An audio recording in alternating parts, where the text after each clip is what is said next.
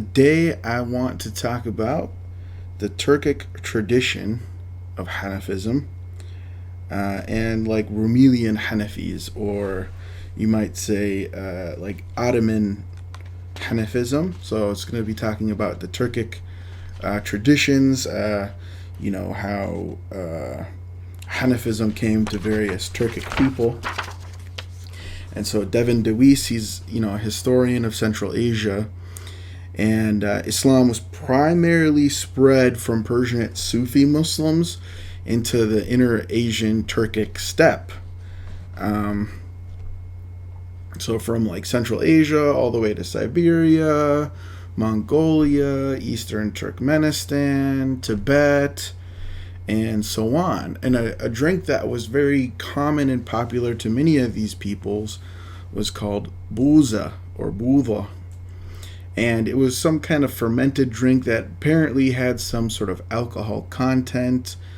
Some think it was fermented dairy. Some people think it was like some type of mead, like a fermented honey type of drink. But anyways, there's this drink called buza, and it was particularly popular with Turkic people of various sorts. And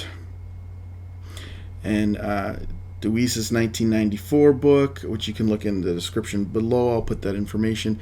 You can see that on page 132, 206, and 549.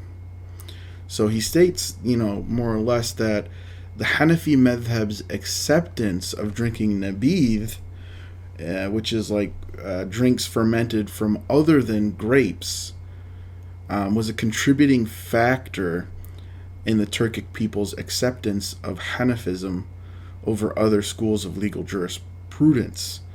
And this is well attested in classical Hanafi sources. Even if you look at like Ibn Rushd's book, Averroes, on is called Bidayat al-Mujtahid, where it's part of the ikhtilaf genre of difference of opinion. He will talk about the early controversy regarding alcohol, khamr, which khamr specifically means fermented grapes, and nabidh. What's nabidh? Is it permissible? Is it useful? And these different types of things. Can we drink it? What can we do with it? And so I'm going to read you a passage. And this is from Imam al-Tahawi. It's his Mukhtasar in Hanafi Fiqh. It's 2 volumes. This is the version from Dar al-Malikiyya. So I have here, it starts with Kitab al-Tahara here, Bab ma takunu bihi al-Tahara. قال أبو جعفر قال أبو حنيفة لا طهارة إلا بالماء أو بالسعيد في غير الأمصار وفي غير القرى إذا عدم الماء. So there's no purification except with water or with earth, and that's in other than the garrison cities or villages if there is an absence of water.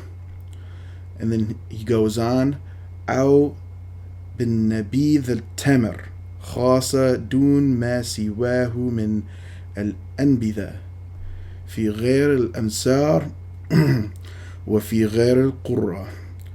ووافقه على ذلك كله أبو يوسف إلا في نبيذ التمر فإنه قال لا يتوضأ به كما لا يتوضأ بما سواه من الأنبذة. قال أبو جعفر وبه نأخذ. ووافقهما محمد بن الحسن في ذلك كله إلا في نبيذ التمر فإنه قال يتوضأ به ثم يتيمم. Alright, so basically here it's talking about making wudu with nabidh, so even using it for purification. And then in volume 2 of the Mukhtasar, he also has a section on drinking nabidh as well. There's also lots of narrations on nabidh that's found like in the Musnad of Imam Abī Ḥanīfa, as well as other, early Hanafi sources. Ibn Humam has discussions on it as well. So it's something that's, it's well attested in the sources, basically. And so because of the Hanafi, I guess you could say, acceptance of nabidh, or alcoholic fermented drinks that were more like beer and not like wine, it encouraged Turkic peoples of the Central Asian steppe to become Muslim, because they used buza for ceremonial purposes. It was like a big part of their culture. It wasn't something that they were ready to give up, whether you consider it halal or haram or what have you, whether what later fuqaha said or didn't say. These were kind of the historical circumstances. And the Mongol invasion in the 13th century, even though it's kind of like perceived as this initial big like blow to Islam, and people thought, it was Gog and Magog and it was apocalypse, it helped significantly to spread Hanafism across Central and Inner Asia, even into China. And, it brought this kind of idea of the world, like a new world order of imperial Mongolian law, that all across the empire, there's going to be this really kind of, how would you say, like centralized, rigid type of imperial law, much more codified and centralized than most empires had seen before that. And so again, in Deweese, you can see he writes about this, pages 256 to 262. And, with a lot of the different Turkic languages, like you have modern Turkish, Kazakh, and so on, they have a lot of linguistic mutual intelligibility, even with the Uyghurs and the Turks to this day. So ideas are able to spread really quickly amongst the different Turkic peoples, and coherently. It's not just the gist of the idea, but you can actually get more to nitty-gritty details when you have that level of linguistic mutual intelligibility. So the Hanafi Madhhab was able to spread rather quickly, because of the Ottoman kind of conquest of large swaths of area that allow, when you have large swaths of area under one polity, travel is usually easier. Ideas can spread more easily within the empire than, outside of it. And then, of course, with the Ottoman Empire, because, everybody likes to watch that show, Ertugrul and everything now on Netflix. It has a lot of historical inaccuracies. It's very ahistorical. You could call it just a historical fiction at best. I have a lot to say about that. I won't get to it here in this video. But, those Turks went into Anatolia as refugees from the Mongolians, which is depicted in that TV series, right? And so the Ottoman Empire kind of came out of these refugees from the Mongolian invasion. And the Ottoman Empire, of course, was always Hanafi, I guess you could say, because many of the Turks were Hanafi before the migration away, those refugees away from the Mongolians. And so even in Anatolia, there were Turks before the Ottoman Turks, right? You had the Seljuks, Seljuqa, and many of them had accepted Hanafism even before the refugees came. But what the Ottomans brought with them was also this kind of Mongolian vision of an imperial law that's kind of very codified, unifying, centralized, bureaucratic, So they got that kind of influence from the Mongolians. And so you have Guy Burak. He has this famous book, on Ottoman law, the history of Ottoman law, where he talks about that. You also have the University of Chicago, Professor Woods, and his book talks about that. Again, those sources will be below, as well as Baldwin. So, Ottoman Hanafism kind of took on this particular flavor, marked by this highly rigid, centralized, bureaucratic, systematized imperial law, whatever kind of adjectives you want to use for this. It's heavily controlled by the state, if you will. And it kind of has some historical precedent. So when you look at Muhammad bin al-Hasan al-Shaybani, he himself claimed that interpretation of the Quran belonged to the state, belonged to the Khalifa, right? And he said, Caliph Harun al-Rashid was the one who had the final say on interpretation of the Quran, according to Shaybani. And Harun al-Rashid was the one who decided controversial legal cases, according to Muhammad al-Shaybani. And Benjamin Yokish, German Orientalist, he details this in his 2007 book, Islamic Imperial Law. On page 522, he mentions this. So, this is something that has kind of some precedent in the Hanafi Madhhab, going back to the early days of Muhammad bin al-Hasan al-Shaybani, the student of Abī Ḥanīfa. But it seems that, the Ottomans, they really took it to a new level, where imperial edicts became like part of mutun, or part of Islamic legal texts, whether they're shuruh or different things like that. They would say, qala sultan, kaza wa kaza, and it was kind of part of the sharia. And they didn't see this as like abhorrent intrusion of the sultan or the khalifa or anything like that. They just thought that was normal. But that was kind of this bureaucratization of Islamic law by the state was kind of a new thing in that historical time period, if that makes sense. So some scholars think this was like a top-down phenomena, where it was like the state dictating to jurists, this is the way it has to be. But some other scholars, like Sami Ayyub, Baldwin, they think that it was a bottom-up phenomena. It was the jurists who were arguing that the sultan or the khalifa should have more say in Islamic law. Regardless, it's the Hanafi school is the only school of the four madhabs that allows a caliph to appoint a judge, but only on the condition that the judge will adjudicate according to one particular school of legal thought. Right?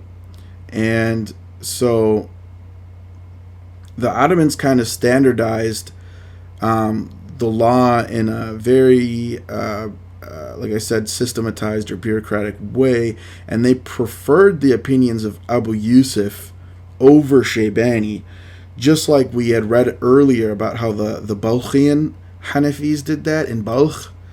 They weren't really following Zahir al-Riwāya in that regard, because they're putting preference of the opinions of Abu Yusuf instead of Shaybani, just like the Hanafis did in Balkh, modern-day Afghanistan, in the kind of more medieval period, if you will. And so judges were only supposed to adjudicate by what the Ottomans deemed the most authoritative Hanafi opinions, or by explicit sultanic orders or edicts, right? So the judges, the Qudat, they had really little room for kind of like personal discretion when it came to ruling in the cases. So in the 16th century, for instance, there was already 32 sultanic orders enjoining the judges to ignore the prevailing Hanafi opinion, to adjudicate by a lesser established opinion within the madhhab. So judges could no longer really use discretion as far as using minority opinions within the Hanafi Madhhab. And that's according to the Sultan. That was a sultanic order, so they have to follow it, right? The Hanafi Madhhab was kind of well known for allowing a Muslim woman to marry whom she chose without the guardian's consent. And this is complicated, so I'm oversimplifying here, but she could marry without a wali, essentially. But a sultanic edict reversed this issue, and the Hanafi jurists simply had to rule according to the sultanic edict. So they had to say, no, you have to have a wali in order to get married. And there was a sultanic order that even banned the reading of Muhyiddin ibn Arabi's book, Fusus al-Hikam, right? In mosques specifically. As Sami Ayyub details in his 2020 book on page 88. So, I mean,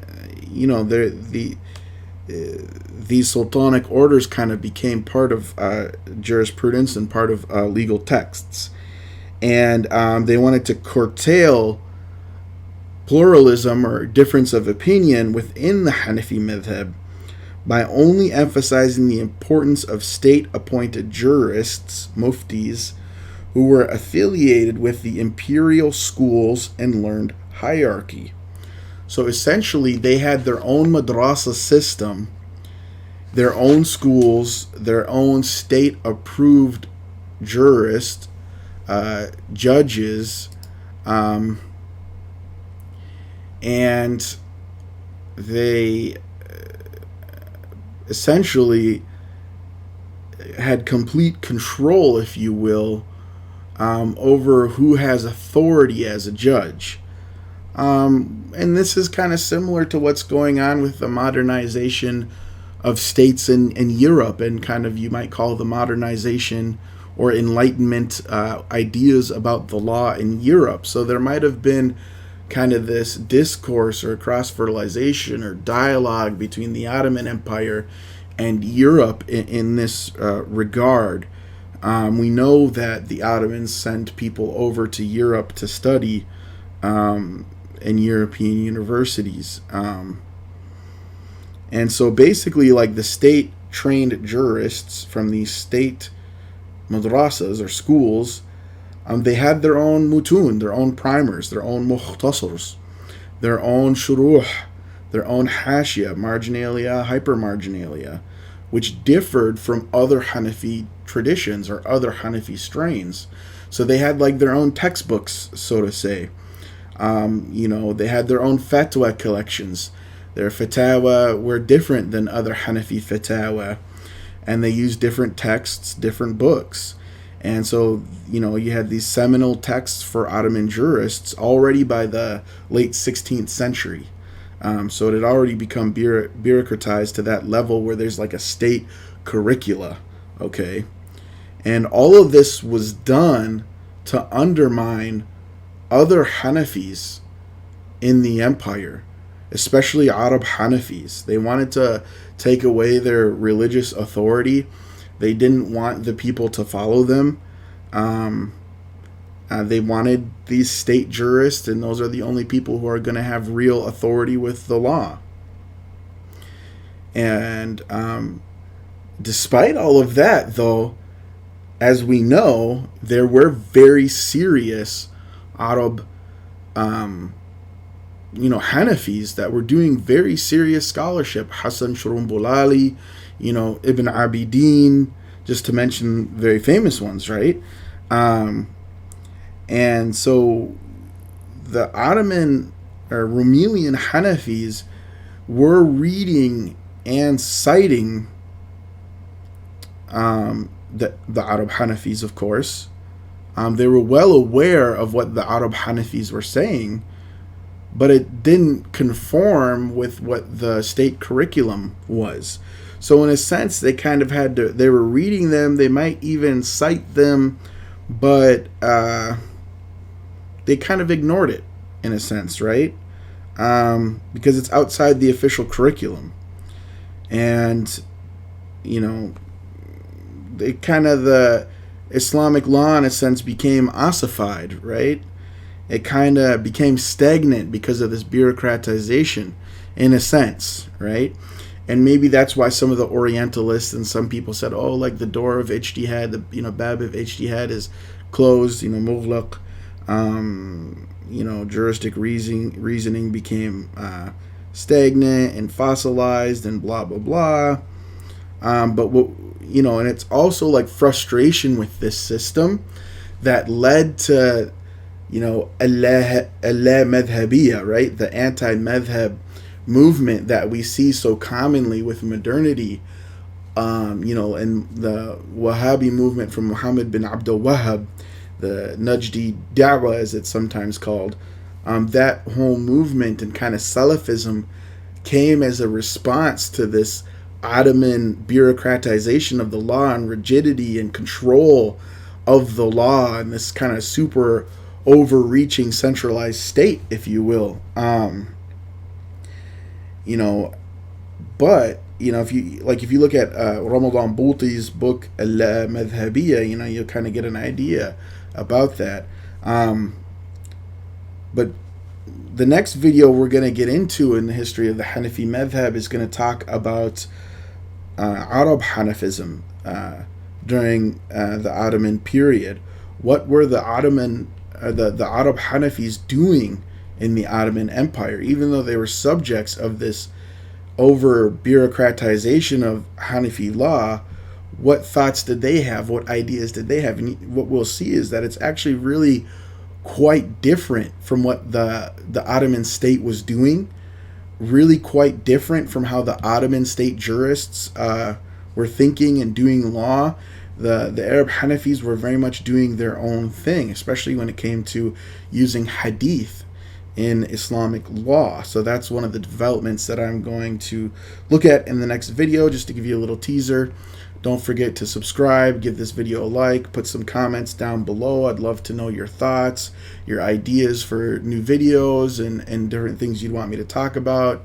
I do read all the comments, even if I don't respond right away. I do read them, and I do take them seriously into consideration as far as video ideas and things like that. And yeah, I guess that's pretty much about it. So, Assalamu alaikum.